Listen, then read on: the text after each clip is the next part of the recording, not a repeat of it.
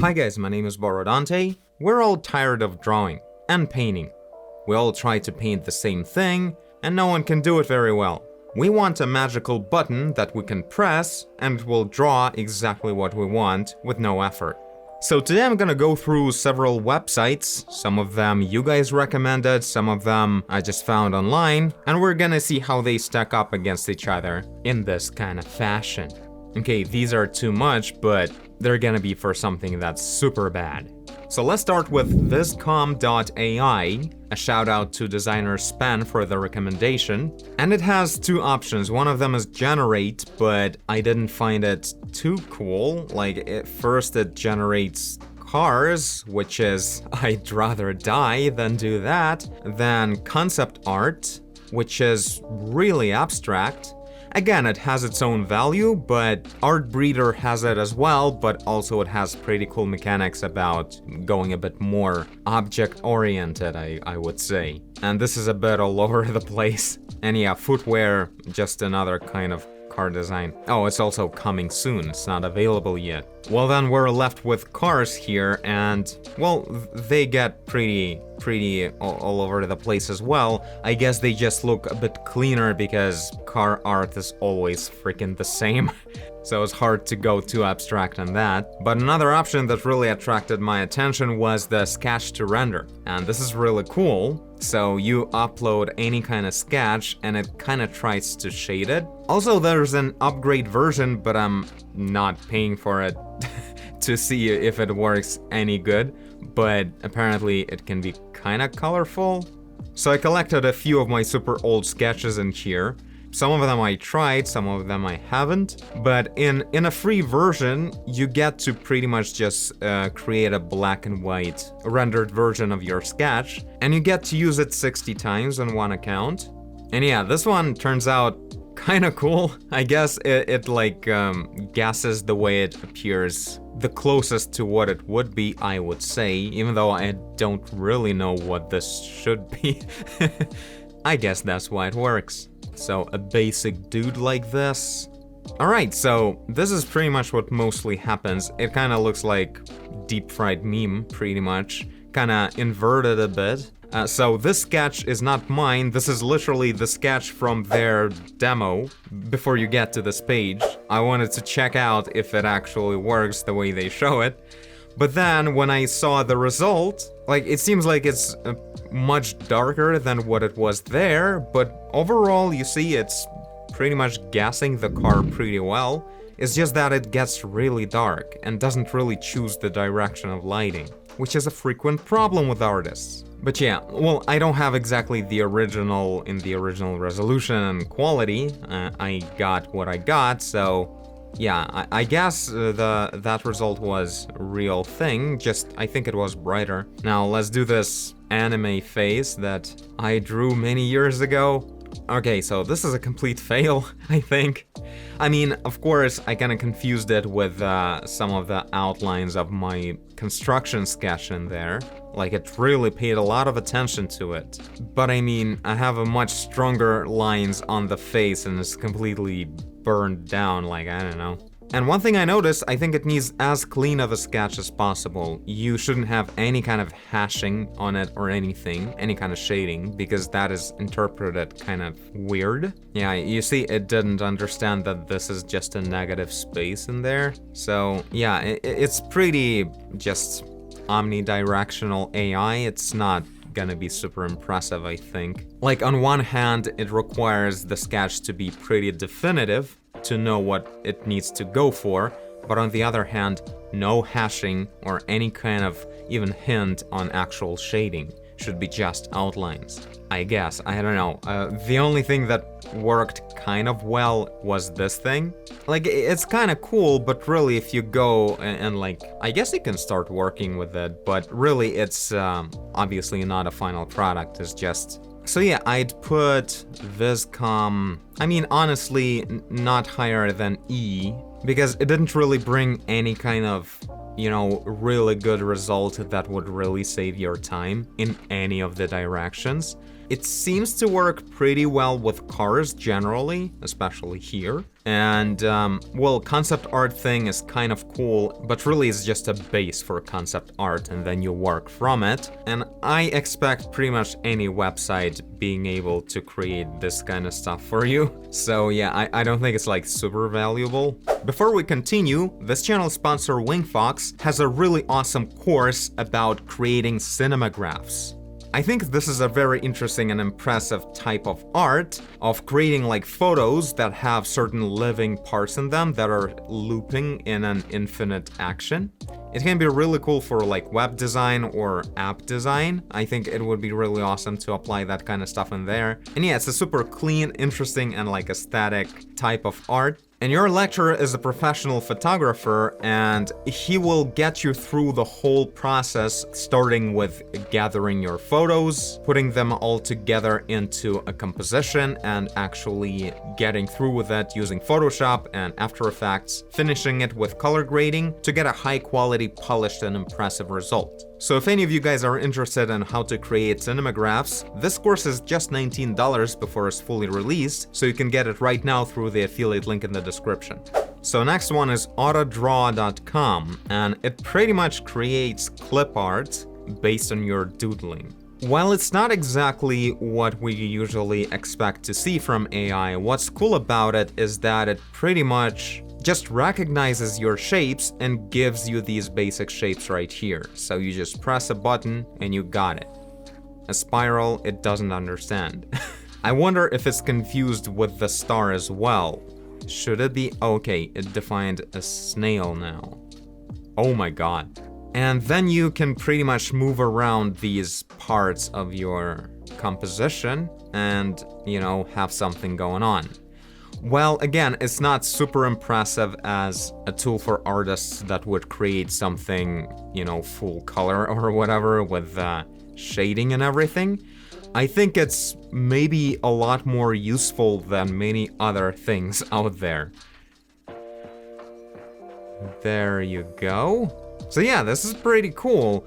It depends on how huge the library of these shapes is, but like, can it understand like a phone? How do you define a phone any more than that? That's not a phone. Well, that's a phone, right? Yeah. And there's much more of them as well. Headphones. I'm trying to draw stuff that I usually use to create some kind of custom icons for Windows on my computer, just to, you know, have something cool going on, like I have right here for the monitor and the projector. That kind of stuff would be cool to be able to create like this quickly. The only thing is, these are ready-made shapes. What about their copyright and everything? Like, are they totally free to use? But that's already like about the way the developers decided to put things together.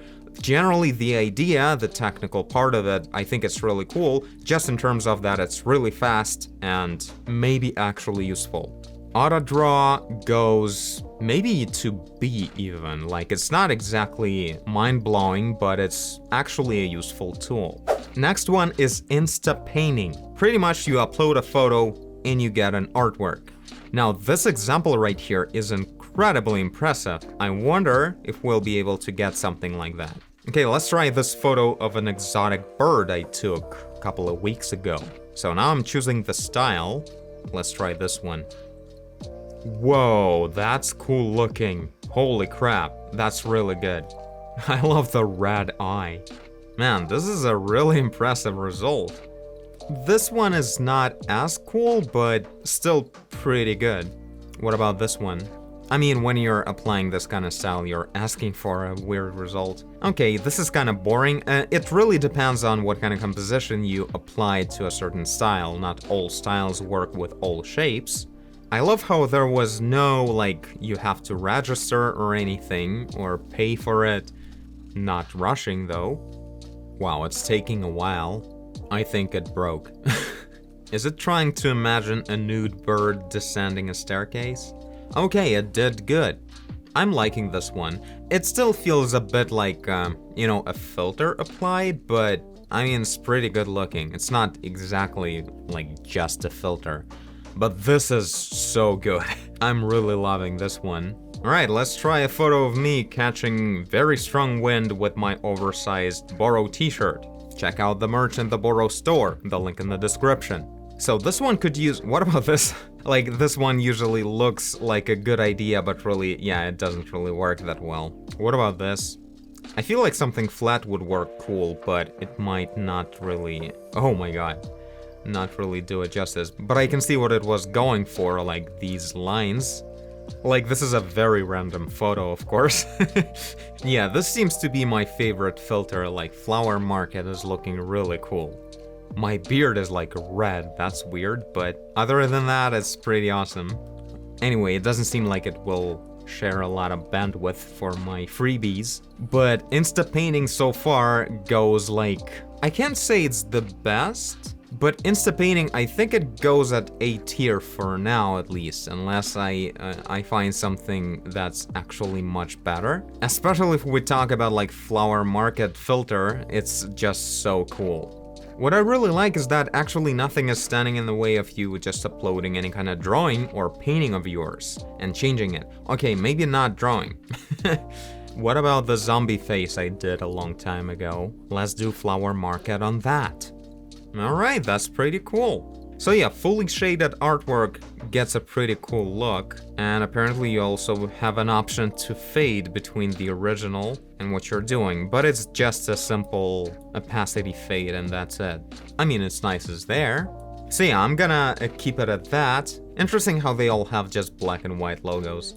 Now, the next one is Artbreeder. I'm not gonna use it right now. I made a whole video about it. If you guys haven't seen it, check it out, because it's a lot of fun. But yeah, this is a powerful tool. I think it has much better tools in terms of creating an actual character and stuff like concept art. It's also somewhat abstract, but it has certain things going on that actually get you, like, you can get a good, real result if you want to. It has a lot of cool tools about merging different genes and everything. It has its own anime generator, it has its portrait generator, a bunch of different stuff. So I'm gonna put Artbreeder in the A tier, and in that regard, maybe Instapainting should be a B tier, because Artbreeder so far, I think it's the best overall tool, a lot more powerful, and all that.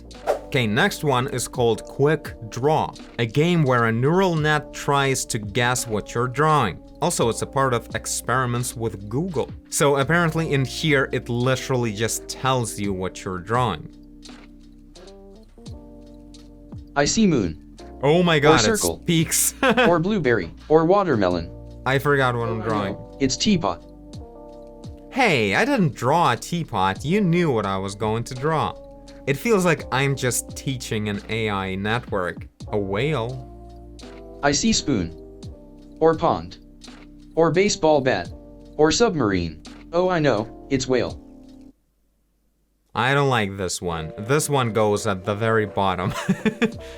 Like, it's not like it cares much about where it goes, because it's not a tool for artists, I think. But I don't like it when a network, well, I'm gonna give it F. It's not like it's horrible, it's just bad as a tool. I feel like, you know how I recently found out that CAPTCHAs, when you're clicking on images with like all the traffic lights in them or something like that, it's not to define if you're a human or not. They know it a while ago by the timing at which you're clicking or something. What you're actually doing, you're teaching a neural network about what traffic lights look like and where they are exactly. Like, they just use you.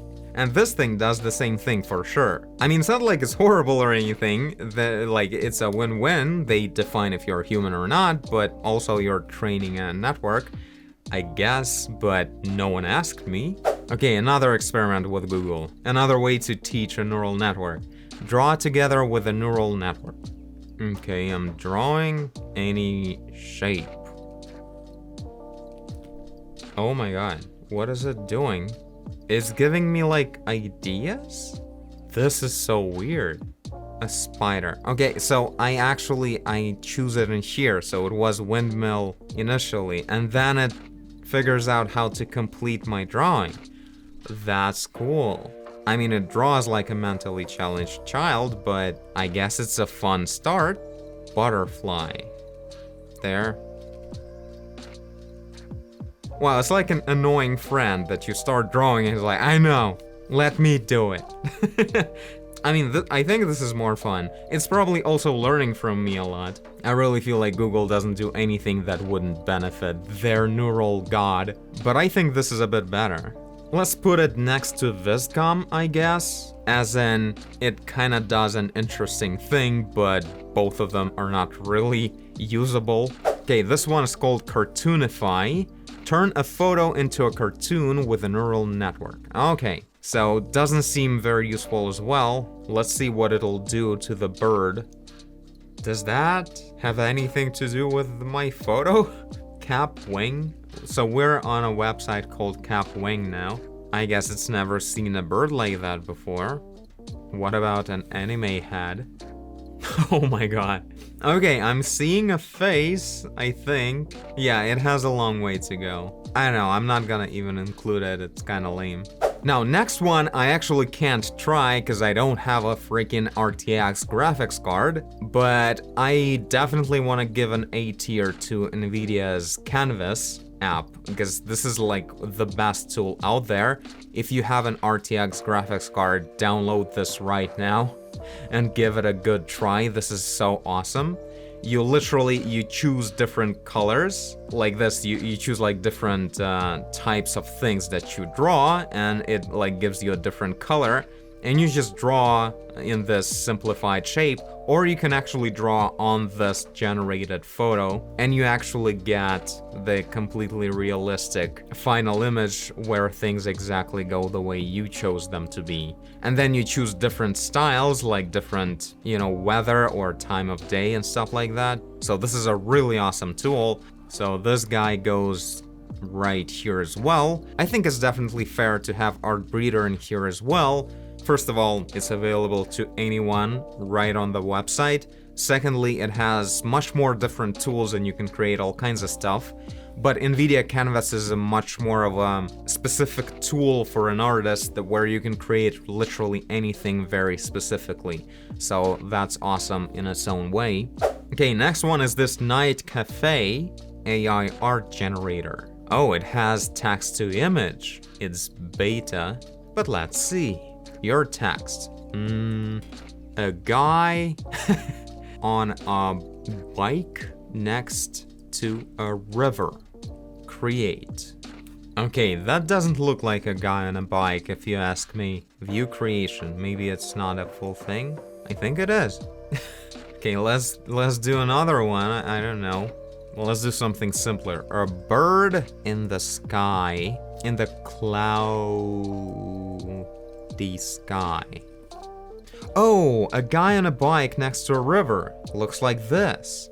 Okay. I mean, it looks like a bunch of tiles or bricks, like a brick wall, and someone got completely destroyed by a train while riding a bike. But it's better than the first result, that's for sure. I don't know what I saw in there, but this is the actual result, I think. There you go, a bird in the sky. Well, it's super abstract, like, it's so messed up looking. I see that it's understanding me in a way, but really it's not. Did it change right now again? Yeah, it's like gradual, right? It may change even more with time. But I mean, it's not that impressive in the regard that it probably just looks up the keywords in Google, looks up photos of what things look like, and then tries to mesh them up together. I mean, it's exactly what you would want, but you would want a more realistic result. And this is really messy. Like, the first one is completely messed up, I think. And this one as well, like, it doesn't look any... Why is it getting more and more trippy with time? Like, the first one was much closer to something more or less looking like a thing. I mean, the clouds are pretty dope. Let's try that other thing it does. Create style transfer. So input image, let's do the bird again. It really feels like I'm adding another stock photo. and choose a style, I assume just from your styles. Yeah, styles are the kind of thing that you can't just upload. It also has flower market. I wonder what this will do. This is interesting, comparing to different services, but they literally have the same inputs. So yeah, let's see how it does. Okay. It squished it. I don't know why. Oh, there you go. Wow. I don't even know which one I like more. I really like the way the shapes of the leaves in here are very specific and clean. This looks kind of awesome, like a cool artwork. This one may look a little bit more realistic in terms of it looks like an actual mushy watercolor thing, but it's just like a bit of a worse artwork.